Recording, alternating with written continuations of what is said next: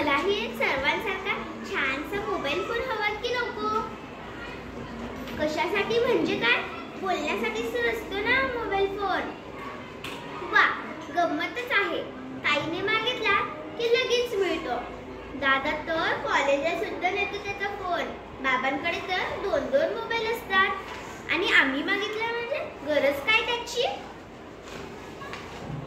आणि आम्ही मागितला तर गरज काय त्याची?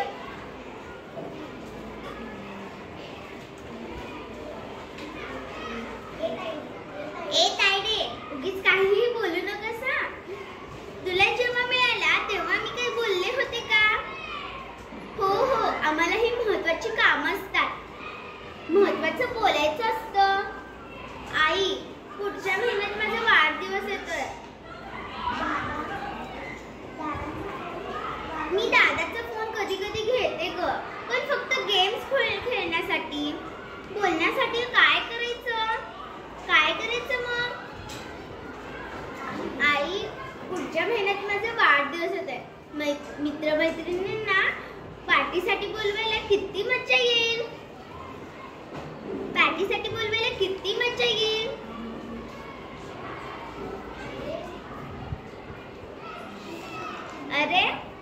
अरे उद्या माझा वाढदिवस आहे. घरीच गच्चीवर. तू जरा लवकर येशील ना? हो, खूप धमाल करू. हो, आता सर्वांना फोनवरच बोलवते. वा, किती छान. आई जर शाळेला मध्ये सुट्टी घ्यावी लागली तर उगीच सरांची बोलणी ऐकावी लागतात. जसं बाबा ऑफिसला घरूनच फोन करतात, तसं मीही सरांना घरूनच शाळेत फोन करेल. Hello, good morning sir. आजची मला सुट्टी मिळेल का?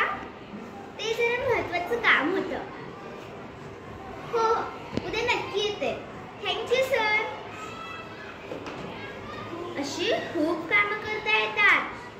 आई, तू बाबांना बोल ना ग. जेव्हा माझा मोबाईल येईल तेव्हा आपण दोघे मिळून वापरू. आजी, आईला नको रागवू ग. काय म्हणतेस? काय म्हणतेस? तुम्हा मुलांना फोनवर किती बोलायचं त्याचं भानच नसतं. अगं दादा, तर तू म्हणतेस ते खरं.